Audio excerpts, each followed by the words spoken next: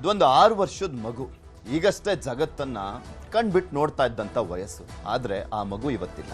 ಆ ಮಗುವಿನ ಸಾವು ಸಹಜ ಸಾವಲ್ಲ, ಕೊಲೆ. ಆ ಕೊಲೆ ಮಾಡಿದ್ ಯಾರಪ್ಪ ಅಂದ್ರೆ ಇಡೀ ಜಗತ್ತಿನಲ್ಲಿ ಎಲ್ಲಾ ಮಕ್ಕಳು ದೇವ್ರು ಅಂತ ನೋಡುವಂಥದ್ದು ಯಾರನ್ನ? ತಾಯಿಯನ್ನ. ಆ ತಾಯಿನೇ ಯಮ ಆಗ್ಬಿಟ್ಟಿದ್ದಾಳೆ ಆ ಮಗುವಿನ ಪಾಲಿಗೆ. ಹಾಗಾದ್ರೆ ಆ ಕೊಲೆ ಆಗಿದ್ದು ಹೇಗೆ? ಈ ಸತ್ಯ ಹೊರ ಬಂದಿದ್ದು ಹೇಗೆ? ಪೊಲೀಸರ ತನಿಖೆಯ ನಿರ್ಲಕ್ಷ್ಯ ಯಾವ ಕಾರಣಕ್ಕಿತ್ತು? ಇದೆಲ್ಲದ್ರ ಬಗ್ಗೆನೂ ಕೂಡ ಇನ್ ಡೀಟೈಲ್ ಆಗಿ ನಿಮ್ಮ ಮುಂದೆ ಮಾಹಿತಿಯನ್ನ ಇಡ್ತಾ ಹೋಗ್ತೀವಿ. ಅದರ ಜೊತೆಗೆ ಆ ಮಗುವಿನ ತಂದೆ ಕೂಡ ನಮ್ಮ ಜೊತೆ ಜಾಯ್ನ್ ಆಗ್ತಾರೆ, ಮತ್ತೊಂದು ಕಡೆ FSL ತಜ್ಞರು ಕೂಡ ಜಾಯ್ನ್ ಆಗ್ತಾರೆ. ಇದೆಲ್ಲದ್ರ ಬಗ್ಗೆ ನೋಡ್ತಾ ಹೋಗೋಣ. ಆದ್ರೆ ಅದಕ್ಕೂ ಮುಂಚೆ ಮಾತುಕತೆ ಹೆಡ್ಲೈನ್ಸ್ ನೋಡೋಣ. ಕಾಂಗ್ರೆಸ್ನಲ್ಲಿ ಬಗೆಹರಿಯದ ಖಾತೆ ಬಿಕ್ಕಟ್ಟು. ದೆಹಲಿಗೆ ಸಿಎಂ, ಹಿಂದೆಯೇ ತೆರಳಿದ್ರು DCM. ಹೈಕಮಾಂಡ್ ಭೇಟಿಗೆ ಕೃಷ್ಣ ಬೈರೇಗೌಡ ಸರ್ಕಸ್. ಎರಡನೇ ಲಿಸ್ಟ್ನಲ್ಲಿ ಅವಕಾಶಕ್ಕೆ ಒತ್ತಾಯ. ಸಿಎಂ ಮನೆ ಮುಂದೆ ಆಕಾಂಕ್ಷಿಗಳ ಬೆಂಬಲಿಗರ ಪ್ರೊಟೆಸ್ಟ್. ನನಗೂ ಚಾನ್ಸ್ ಕೊಡಿ ಎಂದ ಅನಿಲ್ ಚಿಕ್ಕಮಾರ್. ಬಾಲಕಿ ಬೆನ್ನೆಲ್ಲ ಕೊಲೆ ಪ್ರಕರಣ, ಹೆಜ್ಜೆ ಹೆಜ್ಜೆಗೂ ಪೊಲೀಸರ ತನಿಖೆಯ ವೈಫಲ್ಯ. ನ್ಯೂಸ್ 18 ಜಸ್ಟಿಸ್ ಫಾರ್ ವೆನ್ನೆಲ್ಲ ಅಭಿಯಾನ. ದೀರ್ಘ ಪ್ರಧಾನಿಯಾಗಿ ಆಡಳಿತ. ನೆಹರು ದಾಖಲೆ ಮುರಿದ ನರೇಂದ್ರ ಮೋದಿ. ದೇಶದಾದ್ಯಂತ ಬಿಜೆಪಿ ಕಾರ್ಯಕರ್ತರ ಸಂಭ್ರಮ ಪೂಜೆ.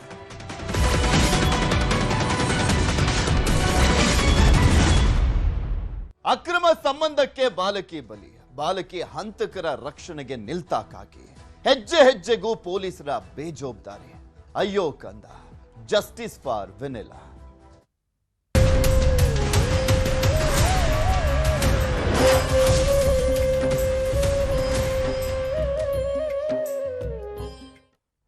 ಆರು ವರ್ಷದ ಮಗು ಕಣ್ರಿ, ಅನ್ಯಾಯವಾಗಿ ಕೊಲೆ ಆಗೋಯ್ತು. ಅಕ್ರಮ ಸಂಬಂಧಕ್ಕೆ ಬಲಿಯಾಗಿತ್ತು.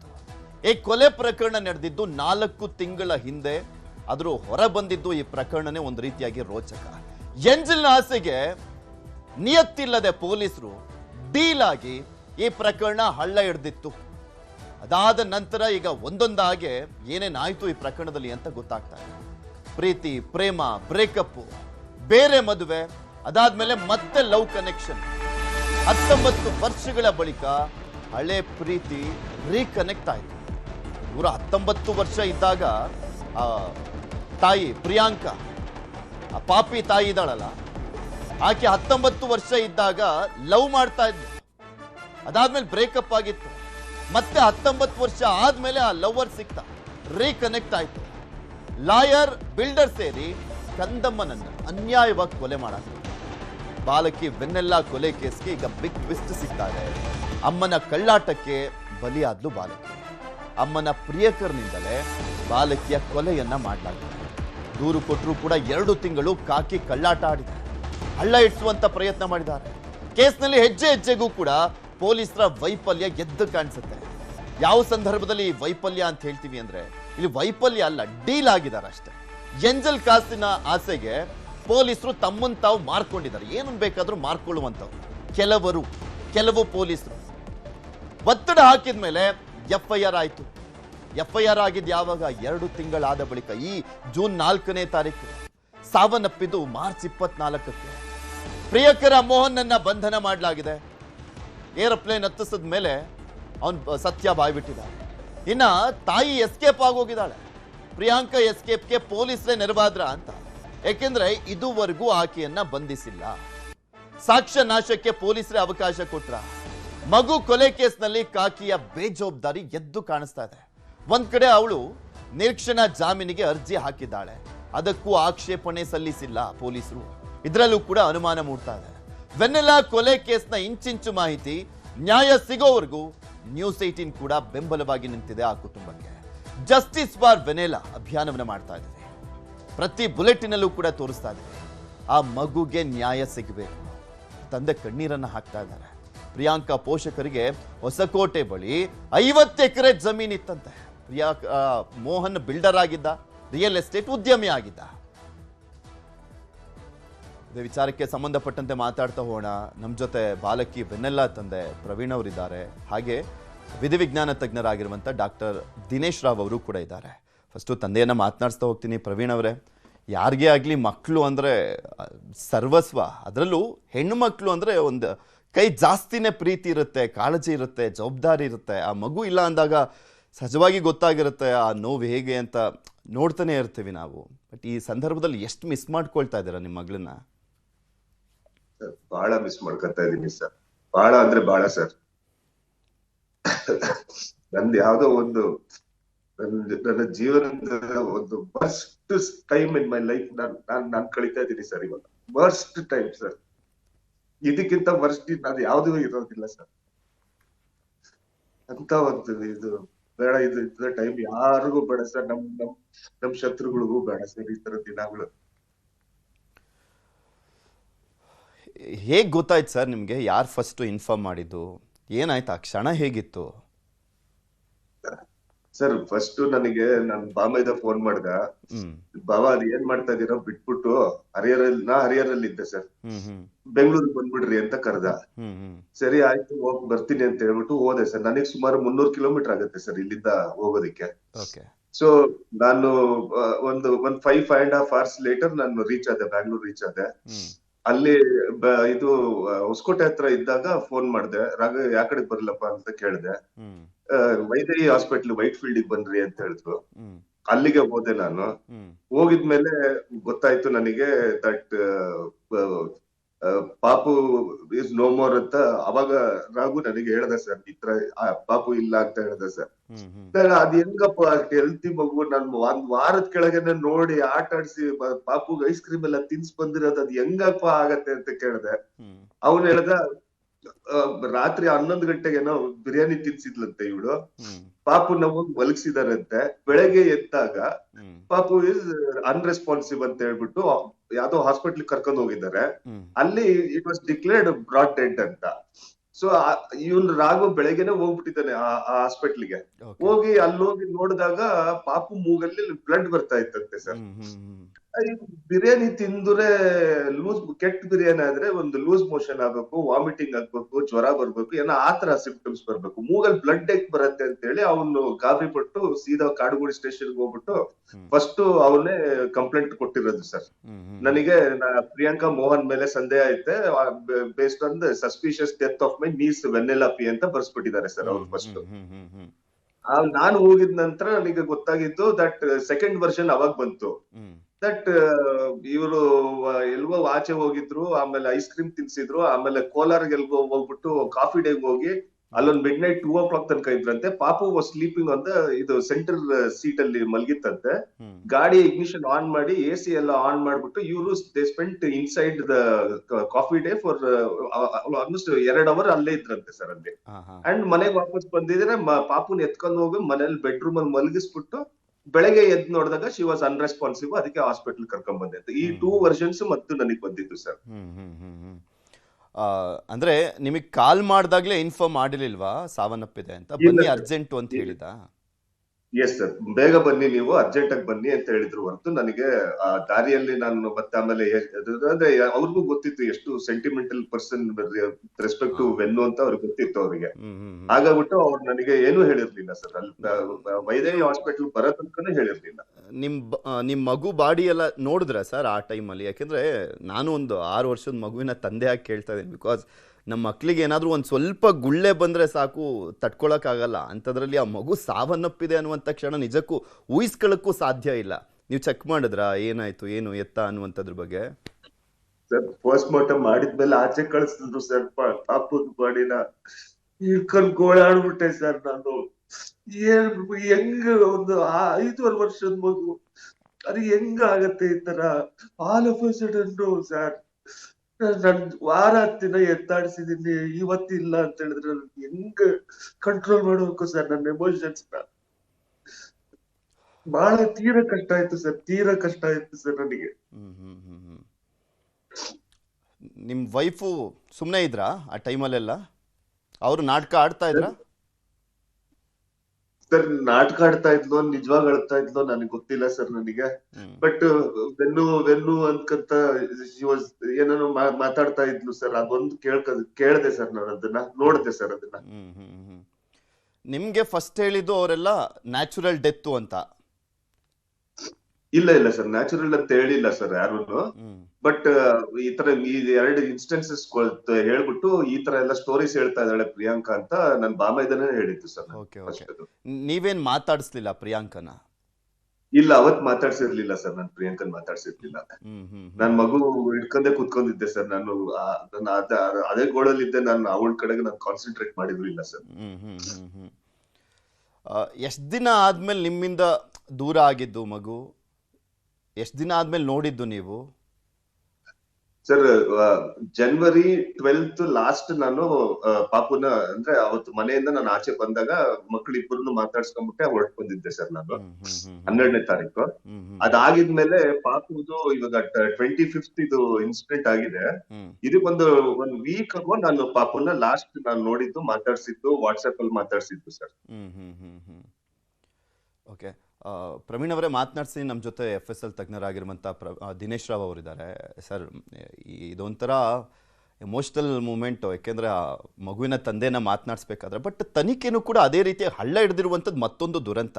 ಯಾಕೆಂದರೆ ಎಂಜಲ್ ಕಾಸಿಗೆ ಏನು ಬೇಕಾದರೂ ಮಾರ್ಕೊಂಡ್ಬಿಡ್ತಾರೆ ಕೆಲವು ಪೊಲೀಸರು ಅನ್ನುವಂಥದ್ದು ಕೂಡ ಅಷ್ಟೇ ಆಕ್ರೋಶಕ್ಕೆ ಕಾರಣ ಆಗುತ್ತೆ. ಮತ್ತೊಂದು ಕಡೆ ಯಾವುದೇ ಪ್ರಕರಣ ಆಗಲಿ ಸರ್, ಈಗ ಸಾವನ್ನಪ್ಪಿದ್ದಾರೆ ಅಂತ ಬಂದಂಥ ಸಂದರ್ಭದಲ್ಲಿ ಈಗ ನಮಗೆಲ್ಲ ಒಂದೊಂದು ಅದು ಫಸ್ಟ್ ಕೇಸ್ ಆಗಿರ್ಬೋದು. ಬಟ್ ನೀವೆಲ್ಲ ನೋಡಿರ್ತೀರಾ, ಸಾವಿರಾರು ಕೇಸ್ ನೋಡಿರ್ತೀರಾ, ಪೊಲೀಸರು ಕೂಡ ಸಾವಿರಾರು ಕೇಸ್ ನೋಡ್ತಾ ಇರ್ತಾರೆ. ಅದನ್ನು ನೋಡಿದಾಗಲೇ ಅನುಮಾನ ಬರಲ್ವಾ ಅಂತ? ಬಾಡಿ ಮೇಲೆಲ್ಲ ಗಾಯ ಆಗಿದ್ದು ಮತ್ತು ಒಂದು ಕಡೆ ಹೊಟ್ಟೆಗೆಲ್ಲ ಒದ್ದಿದ್ದು, ಅದಾದ ನಂತರ ಇದು ಸಹಜ ಸಾವು ಅನ್ನುವಂಥ ರೀತಿಯಲ್ಲಿ UDR ಬೇರೆ ದಾಖಲು ಮಾಡ್ಕೊಂಡು ಕಳಿಸ್ತಾರೆ. ಹೇಗೆ ಗೊತ್ತಾಗುತ್ತೆ? ಅಲ್ಲ, ತುಂಬಾ ಕರೆಕ್ಟ್ ಆಗಿ ಹೇಳಿದ್ರಿ. ನೋಡಿ, ಒಂದು ಮಗು ಆ ಒಂದು ಪರಿಸ್ಥಿತಿಲಿ ನೋಡಿದಾಗ ಇದು ಪೊಲೀಸ್ ಅಂತಲ್ಲ, ಯಾರಿಗೆ ಸಹ ಸಾಮಾನ್ಯ ಜನಕ್ಕೂ ಗೊತ್ತಾಗತ್ತೆ ದಟ್ ಇದು ಏನೋ ನಡೆದಿದೆ ಈ ಮಗು ಮೇಲೆ ಅಂತ ಒಂದು ಗೊತ್ತಾಗ್ತದೆ. That is number 1. And police ಅವರಿಗೆ ಗೊತ್ತಾಗಲೇಬೇಕು, ಯಾಕಂದ್ರೆ ಅದಕ್ಕೋಸ್ಕರ ತಾನೇ ಅವ್ರ ಕೆಲಸದಲ್ಲಿ ಇರೋದು. ದಟ್ ಈ ತರ ಪರಿಸ್ಥಿತಿನ ಅರ್ಥ ಮಾಡ್ಕೊಳ್ಳೋಕೋಸ್ಕರ ಪೊಲೀಸ್ ಅವ್ರು ಇರೋದು. ಅವ್ರಿಗೆ ಅನುಭವ ಆಧಾರದ ಮೇಲೆ ಗೊತ್ತಿಲ್ಲ ಅಂತಲ್ಲ, ಡಾಕ್ಟರ್ಗಿಂತನೂ ಗೊತ್ತಿರುತ್ತೆ, ಯಾಕಂದ್ರೆ ಅವ್ರ ಅನುಭವ ಜಾಸ್ತಿ ಇರುತ್ತೆ. ಸೊ ಡೆಫಿನೆಟ್ಲಿ ಅವ್ರಿಗೆ ಗೊತ್ತಿರುತ್ತೆ, ಗೊತ್ತಿಲ್ಲದೆ ಇರ್ಲಿಕ್ಕೆ ಸಾಧ್ಯನೇ ಇಲ್ಲ. ಆಮೇಲೆ ಎಲ್ಲದಕ್ಕಿಂತ ಒಂದು 6 ವರ್ಷದ ಮಗು ಆ ಏಜ್ ನಲ್ಲಿ ಸಾಯ ಅಂತ ಕಾಯಿಲೆ ಏನಿರಲ್ವಲ್ಲ. So it cannot be a natural death. 6 ವರ್ಷದ ಮಗು ಸತ್ತಾಗ ಡೆಫಿನೆಟ್ಲಿ ಅವಾಗ ನಾವು ಯಾವುದೇ ಪೊಲೀಸ್ ಆಗ್ಲಿ ಸಾಮಾನ್ಯ ಜನ ಆಗ್ಲಿ ಮನ್ಸಲ್ಲಿ ಬರೋದು, ಅರೆ ಹೇಗೆ ಸಾಯಲಿಕ್ಕೆ ಸಾಧ್ಯ, ಏನಾದ್ರೂ ಮುಂಚೆಯಿಂದನೂ ಕಾಯಿಲೆ ಏನಾದ್ರೂ ಇದ್ದು ಸತ್ತಲ್ಲಿ ಅವಾಗ ಅನುಮಾನ ಬರೋದಿಲ್ಲ. ಬಟ್ ಇಲ್ಲಿ 6 ವರ್ಷದ ಮಗ ಈ ತರ ಸತ್ತಿದೆ. ಸತ್ತ ನಂತರ ಆ ಮಗು ಮೇಲೆ ಈ ರಕ್ತದ ಕಲೆಗಳಿದೆ, ಮುಖದ ಮೇಲೆ ಕೆಲವು ಗಾಯದ ಗುರುತುಗಳಿದೆ. ಇಷ್ಟೆಲ್ಲ ಇದ್ದಾಗ ಪೊಲೀಸ್ ಅಲ್ಲ, ಯಾವುದೇ ಸಾಮಾನ್ಯ ವ್ಯಕ್ತಿಗೂ ಗೊತ್ತಾಗತ್ತೆ ಇಲ್ಲಿ ಏನೋ ಒಂದು ನಡೆದಿದೆ. ಪೊಲೀಸ್ ಅವ್ರಿಗೆ ಅವ್ರಿಗೆ ಗೊತ್ತಾಗ್ಲೇಬೇಕು. ಗೊತ್ತಾಗ್ಲಿಲ್ಲ ಅಂದ್ರೆ definitely those people are unfit to be a police. And ಇಲ್ಲ ಅಂದ್ರೆ ಎಲ್ಲದಕ್ಕಿಂತ I think they have their intention to conceal the crime ಅಂತ ಎತ್ತಿ ತೋರ್ಸತ್ತೆ. ಸರಿ, ಪೋಸ್ಟ್ ಮಾರ್ಟಮ್ ರಿಪೋರ್ಟ್ಗಳಲ್ಲಿ ಹೇಗೆ ಐಡೆಂಟಿಫೈ ಆಗುತ್ತೆ ಇದು ನ್ಯಾಚುರಲ್ ಡೆತ್ ಅಲ್ಲ, ಇದು ಕೊಲೆ ಮಾಡಲಾಗಿದೆ ಅನ್ನುವಂಥ ಯಾವೆಲ್ಲ ಅಂಶಗಳನ್ನು ಐಡೆಂಟಿಫೈ ಮಾಡಿಬಿಟ್ಟು ಹೇಳ್ಬೋದು ಅಂತ ಇದು ಕೊಲೆ ಅನ್ನೋದಕ್ಕೆ? ನಾನು ಆವಾಗಲೇ ನಿಮ್ಮ ಜೊತೆ ಬಿಫೋರ್ ಈ ಒಂದು ಪ್ರೋಗ್ರಾಮ್ ಶುರು ಆಗಲಿಕ್ಕೂ ಮುಂಚೆನೇ ಮಾತಾಡ್ತಾ ಹೇಳ್ತಾ ಇದ್ದೆ, ಪೋಸ್ಟ್ ಮಾರ್ಟಮ್ ರಿಪೋರ್ಟಲ್ಲಿ ಏನೇನಿದೆ ಸರ್ ಅನ್ನುವಂಥದ್ರ ಬಗ್ಗೆ ಒಂದು ಬ್ರೀಫ್ ಮಾಡ್ತಾ ಇದ್ದೆ. ನಮಗೆ ಸಿಕ್ಕಿರುವಂಥ ಮಾಹಿತಿ ಪ್ರಕಾರ ಹೇಳ್ತಾ ಇದ್ದೆ ನಿಮಗೆ. ಓಕೆ, ನೋಡಿ, ಒಮ್ಮೆ ಈಗ ಪೋಸ್ಟ್ ಮಾರ್ಟಮ್ ಮಾಡೋ ಉದ್ದೇಶನೇ ಏನು, ಒಂದು ಹೇಗೆ ಸತ್ತಿದ್ದಾರೆ ಅಂತ ತಿಳ್ಕೊಳ್ಳಕ್ಕೆ. ಸೊ ಇದು ಕಾಯಿಲೆಗಳಿಂದ ಆಗಿರ್ತಕ್ಕಂತ, ಅಂದ್ರೆ ಆರ್ಗನ್ಸ್ ಅಲ್ಲಿ ಪೆಥಾಲಜಿ ಅಂತೀನೋ, ಅಂದ್ರೆ ಏನಾದ್ರೂ ಕಾಯಿಲೆ ಬಂದಿದ್ರೆ, ಡಿಸೀಸ್ ಇದ್ರೆ ಅದು ಗೊತ್ತಾಗ್ತದೆ. ಏಟ್ ಇದ್ರೇನು ಎತ್ತ ಕಾಣಿಸುತ್ತೆ.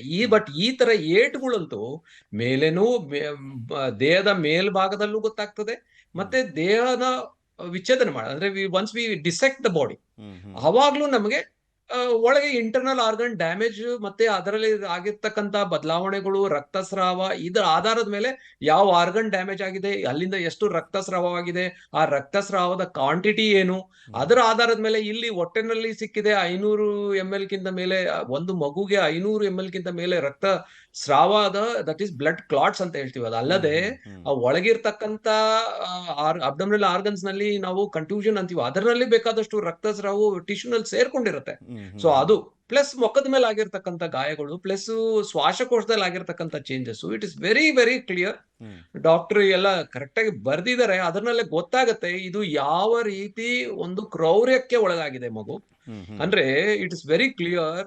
ಹೊಟ್ಟೆ ಮೇಲೆ, ಎದೆ ಮೇಲೆ ಗುದ್ದಿದ್ದಾರೆ, ಇಲ್ಲ ತುಳಿದಿದ್ದಾರೆ, ಇಲ್ಲ ಒದ್ದಿದ್ದಾರೆ, ಇದು ಒಂದು ಎತ್ತಿ ಕಾಣಿಸುತ್ತೆ. ಮತ್ತೆ ಇದರ ಜೊತೆಗೆ ಈ ಮಗು ಯಾವಾಗ ನೋವಿಂದ ನರಳಾಟ ಆಡಿ ಅದರಿಂದ ಚೀರಾಟ ಜಾಸ್ತಿ ಆಗತ್ತೆ, ಅದನ್ನ ತಡೆಗಟ್ಟಲಿಕ್ಕೆ ಮೂಗು ಮತ್ತೆ ಬಾಯಿ ಮುಚ್ಚಿದ್ದಾರೆ. So this is what has happened in this case. So ಅದರ ಎರಡು ಒಂದು ಕಾರಣಗಳಿಂದ ಮಗು ಸತ್ತಿದೆ. ಉಸಿರುಗಟ್ಟಿ ಸತ್ತೋಗಿರೋದು ಕೂಡ ಅದ್ರಲ್ಲಿ ಐಡೆಂಟಿಫೈ ಆಗುತ್ತಾ ಸರ್? ಅದನ್ನು ಕಂಡುಹಿಡಿಬಹುದಾ? ರಿಪೀಟ್ ಮಾಡಿ ಕ್ವಶನ್. ಉಸಿರುಗಟ್ಟಿ ಸಾಯಿಸಿರುವಂತದ್ದು ಕೂಡ ಐಡೆಂಟಿಫೈ ಆಗುತ್ತಾ ಪೋಸ್ಟ್ ಮಾರ್ಟಮ್ ರಿಪೋರ್ಟ್ ನಲ್ಲಿ? ಅಬ್ಸಲ್ಯೂಟ್ಲಿ ಈಸಿ ನೋಡಿ. That is why we are meant for. ನಾವು ಇರೋದೇ ಅದಕ್ಕೆ. ಉಸಿರುಗಟ್ಟಿ ಸಾಯಿಸಿದ ಈ ಕೇಸ್ ನಲ್ಲಂತೂ ತುಂಬಾ ಕಷ್ಟಪಡೋ ಅವಶ್ಯಕತೆ ಇಲ್ಲ. ಕಾರಣ ಎಷ್ಟೇ, ಮೂಗು ಮೇಲೆ ಮತ್ತೆ ಬಾಯಿಯ ಸುತ್ತ ಆಗಿರ್ತಕ್ಕಂತ ಈ ಉಗುರಿನ ಗುರುತುಗಳೇನಿದಾವೆ ಅದೇ ಎತ್ತು ತೋರಿಸುತ್ತೆ ಇದು ಕೈ ಉಪಯೋಗಿಸಿದ್ದಾರೆ ಅದನ್ನ ತಡೆಗಟ್ಟಲಿಕ್ಕೆ. ಮತ್ತು ಮುಖದ ಮೇಲೆ ಆಗಿರ್ತಕ್ಕಂಥ ಬದಲಾವಣೆ ಮತ್ತು ಶ್ವಾಸಕೋಶದಲ್ಲಿ ಆಗಿರ್ತಕ್ಕಂಥ ಬದಲಾವಣೆ ಇದು ಎರಡು ಎತ್ತು ತೋರಿಸುತ್ತೆ ಉಸಿರುಗಟ್ಟಿಸಿದನು ಸಹ ಮಾಡಿದ್ದಾರೆ, ಉಸಿರುಗಟ್ಟಲಿಕ್ಕೂ ಪ್ರಯತ್ನ ಮಾಡಿದ್ದಾರೆ. ಪ್ಲಸ್ ಹೊಟ್ಟೆನಲ್ಲಿ ಆಗಿರ್ತಕ್ಕಂಥ ಗಾಯ ಪ್ಲಸ್ ಉಸಿರುಗಟ್ಟಲಿಕ್ಕೆ ಮಾಡಿರ್ತಕ್ಕಂಥ ಪ್ರಯತ್ನ, ಈ ಎರಡು ಕಾರಣಗಳಿಂದ ಮಗು ಸತ್ತಿದೆ. ಅಂದ್ರೆ this is A clear cut case of homicide. ಅಂದ್ರೆ ಇದು ಮರ್ಡರ್ ಅಂತ ಎದ್ದು ಕಾಣಿಸ್ತಾ ಇದೆ. ಆಮೇಲೆ ನಾನು ಮೊದಲೇ ಹೇಳಿದಾಗೆ ಪೊಲೀಸ್ ಅವರು ಇದನ್ನ ಗೊತ್ತಾಗ್ಲಿಕ್ಕೆ ಸಾಧ್ಯ ಇಲ್ಲ ಅಂತ ಹೇಳಲಿಕ್ಕೆ ಬರುವುದಿಲ್ಲ. Definitely they are trying to conceal that particular thing. ಎತ್ತು ತೋರಿಸುತ್ತೆ. I think the higher officers will take note of it and will take action on those police officers ಅಂತ ನನ್ನ ಅನಿಸಿಕೆ. ಓಕೆ, ಪ್ರವೀಣ್ ಅವ್ರನ್ನ ಮಾತನಾಡ್ತೀನಿ. ಪ್ರವೀಣ್ ಅವರೇ, ಹೇಗೆ ಸಾವನ್ನಪ್ಪಿದ್ದಾರೆ ಆ ಮಗು ಅನ್ನುವಂಥದ್ದನ್ನ ಕೇಳ್ತಾ ಇದ್ರೇನೆ ಒಂಥರ ಅನ್ಸುತ್ತೆ. ಆ ಚಿಕ್ಕ ಮಗುಗೆ ಈ ರೀತಿಯಾಗೆಲ್ಲ ಹಿಂಸೆ ಮಾಡಿದಾರಾ ಅಂತ. ಮೇನ್ಲಿ ನಿಮ್ಗೆ ಆ ಮಗು ನೋಡಿದಂಥ ಸಂದರ್ಭದಲ್ಲಿ ಅನುಮಾನ ಅಂತೂ ಬಂದಿರುತ್ತೆ. ಪೋಸ್ಟ್ ಮಾರ್ಟಮ್ ರಿಪೋರ್ಟ್ ಬಂದಂತ ಸಂದರ್ಭದಲ್ಲಿ ಅದನ್ನ ನೋಡಿ ನಿಮಗೆ ಅನುಮಾನ ಬಂದಿದ್ದ, ಅಥವಾ ಏನಿರ್ಬೋದು ಅಂತ ತಿಳ್ಕೊಳ್ಳೋಕ್ಕೋಸ್ಕರ ನೀವು ಹೇಳಿದ್ರಲ್ಲ ನಿಮ್ಮ ಕಸಿನ ಅಥವಾ ನಿಮ್ಮ ಅಕ್ಕನ ಯಾರೋ ಪೂರ್ಣಿಮಾ ಅವರು ನೀವು ಕ್ಲಾರಿಫೈಗೋಸ್ಕರ ಕೇಳಿದ್ದ ಅಂತ? ಇಲ್ಲ ಸರ್, ಅದು ಫಸ್ಟ್ ನಾನು ಪೋಸ್ಟ್ ಮಾರ್ಟಮ್ ರಿಪೋರ್ಟ್ ಅಲ್ಲಿ ಕಾಸ್ ಆಫ್ ಡೆತ್ ನಾವು ಓದಿದೆ ಸರ್. ಅದರಲ್ಲಿ ಕ್ಲಿಯರ್ ಆಗಿ ಬರೆದಿದೆ that combined effect of asphyxiation due to obliterated windpipe and blunt force trauma to the abdomen ಅಂತ ಬರ್ದಿದೆ ಕ್ಲಿಯರ್ ಆಗಿ. And I am also educated person. ನನಗೆ ಗೊತ್ತಿದೆ ವಾಟ್ ಇಸ್ ಆಸ್ಫಿಕ್ಸಿಯೇಷನ್ ಅಂದ್ರೆ ಏನು, ಬ್ಲಂಟ್ ಫೋರ್ಸ್ ಟ್ರಾಮಾ ಅಂದ್ರೆ ಏನು ಅಂತ ನನ್ಗೆ ಗೊತ್ತಿತ್ತು. ನಾನು ಅದನ್ನ ಅಲ್ಲಿ ಸ್ಟೇಷನ್ ಅಲ್ಲಿ ತಗೊಂಡೋಗ್ಬಿಟ್ಟು ಏನ್ ಸರ್ ಈ ತರ ಇದು ರಿಪೋರ್ಟ್ ಬಂದೈತೆ ಅಂತ ಕೇಳಿದೆ. ಅದಕ್ಕೆ ಅವರು ಇಲ್ಲಪ್ಪ ನೋಡೋಣ ಇವರು FSL ರಿಪೋರ್ಟ್ ಬರ್ಲಿ, FSL ರಿಪೋರ್ಟ್ ಬಂದ್ಮೇಲೆ ಡಾಕ್ಟರ್ ಒಪಿನಿಯನ್ ತಗೊಂಡ್ಬಿಟ್ಟು ಒಂದೇ ಸತಿ ನಾವು ಇದನ್ನ ಈ ಕೇಸ್ ಅವ್ರ ಒಪಿನಿಯನ್ ಪ್ರಕಾರವಾಗಿ ಯಾವ ತರ ಇದು ಕೇಸ್ ನ ತಿರುಗಿಸ್ಬೇಕು ಆತರ ಮಾಡೋಣಂತೆ ಅಂತ ಹೇಳ್ಬಿಟ್ಟು ಕಳಿಸಿದ್ರು ಸರ್. ಅವರು ಕೊಟ್ಟಿದ್ದ answer was not convincing. I was not convinced at all sir ಅದ್ರ ವಿಚಾರದಲ್ಲಿ. ಸ್ಟೇಷನ್ ಇಂದ ಆಚೆ ಬರ್ತಿದ್ದಂಗೆನೆ ನನ್ನ ಫೋನ್ ಅಲ್ಲಿ ನಾನು ಅದನ್ನ ಡಾಕ್ಯುಮೆಂಟ್ ಸ್ಕ್ಯಾನ್ ಮಾಡ್ಬಿಟ್ಟು ನಾನು ನಮ್ಮ ಅಕ್ಕ ಕಳಿಸ್ಕೊಟ್ಟೆ. ನಮ್ಮ ಅಕ್ಕ ಬಂದ್ಬಿಟ್ಟು UK ದಲ್ಲಿ she is also child specialist and trauma care ಅಲ್ಲೂ ಕೆಲಸ ಮಾಡಿರೋರು ಸರ್. ಅವರು ಪೀಡಿಯಾಟ್ರಿಷಿಯನ್ ಸರ್ ಅವರು. ಸೊ ಅವರಿಗೆ ಕಳಿಸ್ಕೊಟ್ಟಿದ್ದು ಒಂದು ವಿತಿನ್ 5 minutes ನನಗೆ ರಿಟರ್ನ್ ಕಾಲ್ ಬಂತು ಸರ್. ಬಂದ್ಬಿಟ್ಟು Praveena, this is not accidental death, this is not unnatural death, ಇಲ್ಲಿ ಮೋಸದ ಸಾವು ನಡೆದಿದೆ, ಇಲ್ಲಿ this is a murder, this is homicide ಅಂತ ನಮ್ಮ ಅಕ್ಕ ಫಸ್ಟ್ ನನಗೆ ಕನ್ಫರ್ಮ್ ಮಾಡಿದ್ದು ಸರ್. ಅವ್ರು ಹೇಳಿದ್ಮೇಲೆ ನನಗೆ ಗೊತ್ತಾಗಿದ್ದು ನನ್ ಮಗಳಿಗೆ ಇಷ್ಟೆಲ್ಲ ಕಷ್ಟ ಕೊಟ್ಬಿಟ್ಟು ಸಾಯಿಸಿದಾರೆ ಇವ್ರು ಲೋಕಲ್ಗಳು ಅಂತ ನನಗೆ ಅವಾಗ್ಲೇ ಗೊತ್ತಾಗಿದ್ದು ಸರ್. ಕೇಳಿದ್ರ ಪ್ರಿಯಾಂಕನ್ನ ಆಗ್ಲಿ ಅವ್ರ ಕುಟುಂಬದವ್ರನ್ನೇ ಆಗ್ಲಿ ಹಿಂಗಾಗಿರೋ ವಿಚಾರಕ್ಕೆ ಸಂಬಂಧಪಟ್ಟಂತೆ ಆ ಕ್ಷಣಕ್ಕೆ ರಿಪೋರ್ಟ್ ಬರ್ತಿದ್ದ ಹಾಗೆ ಅವಾಗ ನಾನು ಬಾಮೆದ ಫೋನ್ ಮಾಡಿ ಕೇಳಿದೆ, ತೋರಿಸ್ದೆ, ಬಾಮೆದ ಇಲ್ಲಿ ಬಂದ್ ಸಿಗ ನನ್ಗೆ ಅಂತ ಹೇಳಿದೆ. ಬಂದ್ಬಿಟ್ಟು ತೋರಿಸ್ದೆ ನಾನು ಪೋಸ್ಟ್ ಮಾರ್ಟಮ್ ರಿಪೋರ್ಟ್ ಹಂಗೆಲ್ಲ ಫೋನ್ ಅಲ್ಲಿ ಕಳ್ಸದ್ ಸೂಕ್ತ ಅಲ್ಲ ಅಂತ ಅನ್ಕೊಂಡ್ಬಿಟ್ಟು ನಾನ್ ಪರ್ಸನಲ್ ಆಗಿ ಅವ್ನು ತೋರಿಸ್ದೆ. ನೋಡ್ರಾಗಯ್ಯ ಹಿಂಗೆಲ್ಲ ಆಗೈತೆ, ಪಾಪುಗ್ ಹಿಂಗ್ ಮಾಡಿಟ್ಬಿಟ್ಟು ಕೊಲೆ ಮಾಡಿದಾರೆ ನೋಡ್ರಾಗಯ್ಯ ಅಂತ ಹೇಳ್ದೆ ನಾನು. ಬಾಬಾ ಬೇಡ, ಬಿಡೋದ್ ಬೇಡ ಇವಳನ್ನ, ಇವ್ರು ಇಬ್ಬರು ಏನ್ ಇವ್ರು ಯಾರು ಮಾಡಿದಾರೋ ಅವ್ರು ತಪ್ಪಿದಸ್ರು ಶಿಕ್ಷೆ ಆಗಲೇಬೇಕು ಬಾಬಾ ಅಂತ ಕುತ್ಕೊಂಡೆ ಸರ್. ಅವ್ರು ಫುಲ್ ಬ್ಯಾಕ್ ಬೋನ್ ಆಗಿ ನನಗೆ ಸಪೋರ್ಟ್ ಮಾಡಿದೆ ಸರ್ ಅವ್ರು ನನಗೆ. ಇಲ್ಲಿ ನಿಮ್ಮ ಅಕ್ಕ ಬಂದು ಅದಾದ್ಮೇಲೆ ಪೊಲೀಸರಿಗೆ ಅದರ ರಿಪೋರ್ಟ್ ಬಗ್ಗೆ ಮತ್ತಷ್ಟು ಕ್ಲಾರಿಟಿಯನ್ನ ಕೊಟ್ಟಾದ್ಮೇಲೆ FIR ಆಗಿದ್ದ, ಅಥವಾ ಅದ್ರಲ್ಲೂ ಕೂಡ ಆ ಸಂದರ್ಭದಲ್ಲೂ ನಾಟಕ ಆಡಿದ್ರ ಪೊಲೀಸರು? ಸರ್ ನಾಟಕ ಅಂತ ಹೇಳಕ್ ಬರೋದಿಲ್ಲ, ಬಟ್ ಅವ್ರ ನನಗೆ ಈ ತರ ಒಂದ್ ಮಾತು ಹೇಳಿ ಕಳ್ಸಿದ್ರು ಸರ್. ಆಮೇಲೆ ನಮ್ಮ ಅಕ್ಕಂತೂ ಕಲೀಗ್ ಸರ್, ಅವ್ರುನು ನನಗೆ ಪೊಲೀಸ್ ಡಿಪಾರ್ಟ್ಮೆಂಟ್ ಅಲ್ಲಿ ಒಬ್ರು ಕೆಲಸ ಮಾಡ್ತಿದ್ದಾರೆ, ಅವ್ರನ್ನ ಹೋಗಿ ಮೀಟ್ ಮಾಡುವಂತೆ ನಾನು ಅವ್ರಿಗೆ ರಿಪೋರ್ಟ್ ಕಳಿಸ್ತೀನಿ ಅಂತ ಹೇಳಿ ನಮ್ಮ ಅಕ್ಕ ಅವ್ರಿಗೆ ಕಳಿಸಿದ್ರು ಸರ್ ನನಗೆ. ಆಮೇಲೆ 30ನೇ ತಾರೀಕು ಏಪ್ರಿಲ್ ನನಗೆ ಅವರಿಂದ ಕಾಲ್ ಬಂತು, ಒಂದ್ ಸ್ವಲ್ಪ ಬಂದ್ ಭೇಟಿಯಾಗಿ ಅಂತ ಹೇಳಿದ್ರು. ನಾನು ಅವ್ರನ್ನ ಹೋಗಿ ಪರ್ಸನಲ್ ಆಗಿ ಮೀಟ್ ಮಾಡಿದೆ ಸರ್. ಅವಾಗ್ಲೇ ಗೊತ್ತಾಗಿದ್ದು ಅವ್ರು IGP ಲೋಕಾಯುಕ್ತ ಅಂತ ನನ್ಗೆ ಗೊತ್ತಾಗಿತ್ತು ಸರ್. ಅಲ್ಲಿ ತನಕ ಅವ್ರು ಅದಂತೂ ನನಗೂ ಗೊತ್ತಿರ್ಲಿಲ್ಲ ಸರ್. ಆಮೇಲೆ ಅವ್ರ ಹತ್ರ ಹೋಗಿದಾಗ ಅವ್ರು ಒನ್ ಅವರ್ ನನ್ ಜೊತೆ ಕೂತಿ ಕ್ಲೀನ್ ಆಗಿ ಎಲ್ಲ ಕೇಳಿದ್ರು, ಏನೇನೋ ಆಗಿತ್ತು, ಏನಾಗಿತ್ತು ಎಲ್ಲ ಹೇಳ್ದೆ ಅವ್ರ ಹತ್ರ. ಆಮೇಲೆ ಒಂದ್ ರಿಟರ್ನ್ ಕಂಪ್ಲೇಂಟ್ ಕೊಡು, ಫ್ರಮ್ ಮೈ ಎಂಡ್ ನಾನು ಏನ್ ಮಾಡಕ್ಕಾಗತ್ತೆ ಐ ವಿಲ್ ಡೆಫಿನೆಟ್ಲಿ ಡೂ ಅಂತ ಹೇಳ್ಬಿಟ್ಟು ನಂಗೆ ನಾನ್ ಸ್ವಲ್ಪ ಮಾಹಿತಿ ತಗೊಂಡೆ, ಅವ್ರು ಕರೆ ಮಾಡಿದಾಗ್ಲೂ ಕೂಡ ಅಲ್ಲಿರುವಂತ ಪ್ರಮುಖ ಪೊಲೀಸ್ ಆಫೀಸರ್ ಫೋನ್ ಅನ್ನ ರಿಸೀವ್ ಮಾಡ್ಲಿಲ್ಲ ಅಂತ. ಹೌದಾ, ಹಂಗಾಗಿತ್ತಾ? ಯಾವ ಪ್ರಮುಖ ಆಫೀಸರ್ ಸರ್? ಅಲ್ಲಿ ಅಂದ್ರೆ ಈಗ IGP ಹತ್ರ ನೀವು ಹೋದ್ರಿ, ಹೌದು. ಅವ್ರು ಅದಾದ್ಮೇಲೆ ಈ ಕೇಸ್ಗೆ ಸಂಬಂಧಪಟ್ಟಂತೆ ಅಲ್ಲಿರುವಂತ ಪೊಲೀಸ್ ಆಫೀಸರ್ಗೆ ಒಬ್ರಿಗೆ ಕರೆ ಮಾಡಿದ್ರೆ ರಿಸೀವ್ ಮಾಡ್ಲಿಲ್ಲ ಅಂತ. ಗೊತ್ತಿಲ್ಲ ಸರ್, ನನಗೆ ಗೊತ್ತಿಲ್ಲ ಸರ್. ಓಕೆ, ಅದಾದ್ಮೇಲೆ ನೀವು ಹೋಗಾದ್ಮೇಲೆ ಯಾವ ರೀತಿಯ ಈ ಕೇಸ್ನ ಮೂವ್ ಮಾಡ್ಲಾಯ್ತು ಅಂತ? ಯಾಕೆಂದ್ರೆ 2 ತಿಂಗಳಾದ್ರೂ ಏನು ಡೆವಲಪ್ಮೆಂಟ್ ಆಗ್ಲಿಲ್ಲ. ಈ ಪ್ರಕರಣಕ್ಕೆ ಸಂಬಂಧಪಟ್ಟಂತೆ ಆಕ್ಷನ್ ತಗೊಳಕ್ಕೆ ರೆಡಿ ಇರ್ಲಿಲ್ಲ ಪೊಲೀಸರು, FIR ಹಾಕೊಂಡೇ ಇರ್ಲಿಲ್ಲ. ಹೌದು ಸರ್, FIR ತಗೊಂಡಿರ್ಲಿಲ್ಲ ಸರ್ ಅವರು. ಆಮೇಲೆ IGP ಸರ್ ಅವರು ಏನ್ ಮಾಡಿದ್ರು, ನನಗೂ ಅವ್ರ ಬ್ಯಾಕ್ ಗ್ರೌಂಡ್ ಅಲ್ಲಿ ಮಾಡಿದ್ದಾರೆ ಸರ್ ಅವರು. ಅವಾಗ ನನಗೆ ಒಂದು ವಾರಕ್ಕೆ ಒಂದು ACP ಆಫೀಸ್ ಇಂದ ಫೋನ್ ಬಂತು ಸರ್. ನಾನು ಊರಲ್ಲಿದ್ದೆ, ಬಂದ್ಬಿಡಪ್ಪ ಬೆಂಗಳೂರಿಗೆ, ವೈಟ್ ಫೀಲ್ಡ್ ಆಫೀಸಿಗೆ ಬಂದ್ಬಿಡಪ್ಪ ಅಂತ ಕರೆದ್ರು. ಸರಿ ಸರ್ ಅಂತ ಹೇಳಿ ತಿರುಗಿ ದಿನ ಬೆಳಗ್ಗೆ ನಾನು ಹೋದೆ ಅಲ್ಲಿಗೆ ಸರ್. ಅವಾಗ ನನಗೆ ACP ರೀನಾ ಸುವರ್ಣ IPS ಅವ್ರದ್ದು ಕ್ಯಾಬಿನ್ ಕರ್ಕೊಂಡು ಹೋದ್ರು ಸರ್. ಅವರು ಕರ್ಕೊಂಡು ಹೋಗಿದ್ದಾಗ ರೀನಾ ಮೇಡಮ್ ನನಗೆ ಹೇಳಿದ್ರು, ವೆರಿ ಸಾರಿ ಹಿಂಗೆಲ್ಲ ಆಗಿದೆ ನಿಮ್ ಲೈಫ್ ಅಲ್ಲಿ, we will get to the bottom of this one. ಇವಾಗ ನೀವು ನನ್ ಜೊತೆ ಕೂತ್ಕೊಳ್ಳಿ ಅಂತೇಳಿ ಒಂದು ದೀರ್ಘಕಾಲ ಸರ್, ಅರೌಂಡ್ 2.5-3 hours ಅವ್ರ ಜೊತೆ ಕೂತ್ಕೊಂಡ್ಬಿಟ್ಟು she said, any minute detail ಇದ್ರು ನಮಗೆ ಹೇಳಿ, ಅದು ಬೇಕೋ ಬೇಡೋ ಅಂತ ನಾವು ಡಿಸೈಡ್ ಮಾಡ್ತೀವಿ, ಬಟ್ ನೀವ್ ಹೇಳದ್ ಹೇಳಿ ಅಂತ ಹೇಳಿದ್ರು ಸರ್. ಸೊ ಒಂದ್ 3 hours ಕೂತ್ಕೊಂಡು ಅವ್ರ ಜೊತೆ ಎಲ್ಲಾ ಮಾತಾಡಿ ಎಲ್ಲಾ ಹೇಳ್ಕೊಟ್ಟೆ ಮೇಡಮ್ ಸರ್. ಅವಾಗ ACP ಮೇಡಮ್ ಅವ್ರು ಹೇಳಿದ್ರು, ನೀನು ಅಪ್ಪಿತಪ್ಪಿನೋ ಯಾರ್ದೋ ಇನ್ಫ್ಲೂಯೆನ್ಸ್ ಏನೋ ಹಿಂಗ್ ಆಗಿದೆ, ಆತರ ಆಗಿದೆ ಅಂತೆಲ್ಲ ನಿನ್ ತಲೆನ್ ತೆಗ್ದಾಕ್ಬಿಡು. ಇನ್ಮೇಲೆ I am personally going to handle this case, ನಾನೇ ಲೀಡ್ ಮಾಡ್ತೀನಿ ಈ ಕೇಸ್ ನ. ಅಂಡ್ ಇವ್ರು ಕಾಡುಗೋಡಿ ಸ್ಟೇಷನ್ ಗೆ ಹೊಸ ಸರ್ಕಲ್ ಇನ್ಸ್ಪೆಕ್ಟರ್ ಬಂದಿದ್ರು, ಗೋವರ್ಧನ್ ಸರ್ ಅಂತ. ಗೋವರ್ಧನ್ ಸರ್ ಅವರು ಕರೆಸಿ ಅವ್ರನ್ನ ಇನ್ವೆಸ್ಟಿಗೇಟಿಂಗ್ ಆಫೀಸರ್ ಅಂತ ಮಾಡಿದ್ರು ಸರ್. ಇದೊಂದು ಆಗಿದ ಮೇಲೆನೆ ಸರ್ ಇದು ಪ್ರಕರಣ ಒಂದ್ ಸ್ವಲ್ಪ ಮುಂದಕ್ಕೆ ಹೋಗಿದ್ದು, ಬೆಳಕಿಗೆ ಬಂದಿದ್ದು, ಮೀಡಿಯಾ ಆ ಕಡೆಗೆಲ್ಲ ಹೋಗಿದ್ದೆ. ಇದೊಂದು ಮೀಟಿಂಗ್ ಮಗುವಂತೂ ವಾಪಸ್ ಬರಲ್ಲ, ನಿಮ್ಗೆ ನ್ಯಾಯನಾದ್ರೂ ಸಿಗುತ್ತೆ ಅನ್ನುವಂತ ಹೋಪ್ಸ್ ಇವಾಗ ಇದೆಯಾ?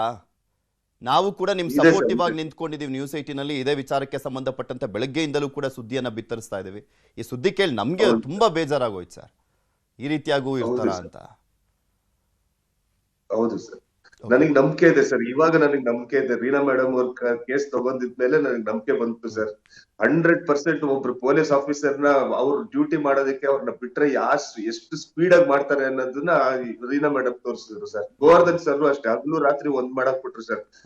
ಅವ್ರು ಬಂದ್ಮೇಲೆ ಸರ್ ಇವಳ್ದು ಒಂದು ಇನ್ಸಿಡೆಂಟ್ ನಡೆದಿತ್ತು ಸರ್ ಇದ್ರ ನಡುವೆಯಲ್ಲಿ.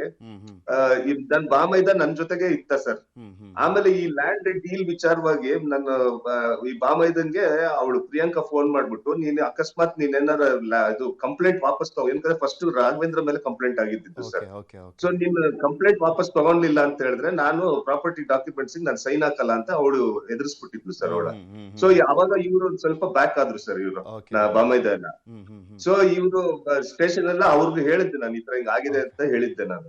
ಅದಕ್ಕೆ ಅವ್ರೇನ್ ಹೇಳಿದ್ರು, ಸರಿ ಇವ್ರು ಹಾಸ್ಟೈಲ್ ಆಗ್ಬಿಟ್ರೆ ಕಷ್ಟ ಆಗ್ಬಿಡತ್ತೆ, ಸರಿ ನಿಮ್ ಮೇಲೆ FIR ಮಾಡಿಸ್ಬಿಡ್ತೀನಿ ನಿಮ್ಮ ಹೆಸರು ಮೇಲೆ ಅಂತ ಹೇಳ್ಬಿಟ್ಟು ಇಮಿಡಿಯೇಟ್ ಆಗಿ ಗೋವರ್ಧನ್ ಸರ್ ಕುತ್ಕೊಂಡ್ಬಿಟ್ಟು ಮಾಡೇ ಬಿಟ್ರು ಸರ್. ಸರ್, ಕೊನೆಯದಾಗಿ ದಿನೇಶ್ ರಾವ್ ಸರ್, ಜಾಸ್ತಿ ಮಾತಾಡ್ಸ್ಲಿಕ್ಕೆ ಆಗ್ಲಿಲ್ಲ, ಯಾಕಂದ್ರೆ ಪ್ರವೀಣ್ ಅವ್ರನ್ನೇ ಮಾತನಾಡ್ತಿದ್ದ. ಇಲ್ಲಿ ತನಿಖಾಧಿಕಾರಿಗಳು ಈ ಪ್ರಕರಣಕ್ಕೆ ಸಂಬಂಧಪಟ್ಟಂತೆ ಪ್ರೂವ್ ಮಾಡುವಂತ ನಿಟ್ಟಿನಲ್ಲಿ ಸೈಂಟಿಫಿಕಲಿ ಇನ್ನು ಯಾವೆಲ್ಲ ಪ್ರೂಫ್ಗಳನ್ನ ಸಂಗ್ರಹಿಸಬೇಕು ಅಂತ ಅನ್ಸುತ್ತೆ, ಶಿಕ್ಷೆ ಆಗ್ಬೇಕು ಈ ಪ್ರಕರಣದಲ್ಲಿರುವಂತ ಅಪರಾಧಿಗಳಿಗೆ ಅಂತ?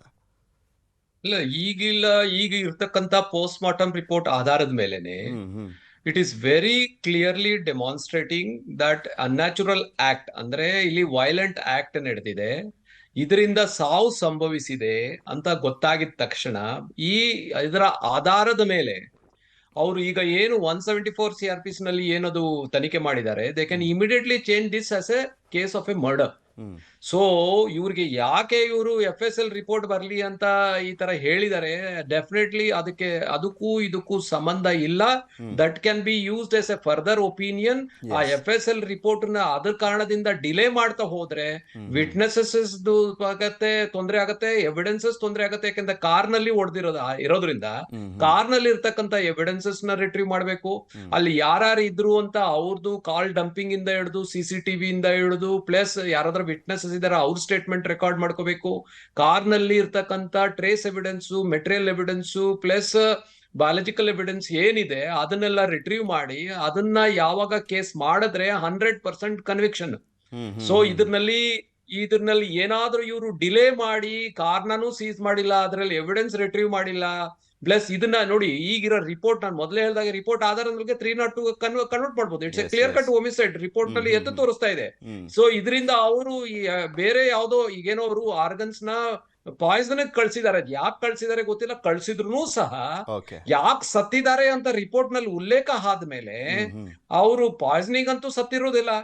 ಸೊ ಅದು ಬಂದಿದ್ದು ಫರ್ದರ್ ಒಪಿನಿಯನ್ ಇಡ್ಕೋಬಹುದು ಹೊರತು ಇದರ ಆಧಾರದ ಮೇಲೆ police can convert and they can make it. I am very sure ಈಗ ನಿಮ್ಮ ಮಾಧ್ಯಮದಲ್ಲಿ ಬಂದಾದ ತಕ್ಷಣ higher officers will have taken note of it and definitely they will do the this thing required act and lead it to logical conclusion. Exactly. And it's a very clear case of homicide. It is very much documented. It's very obvious.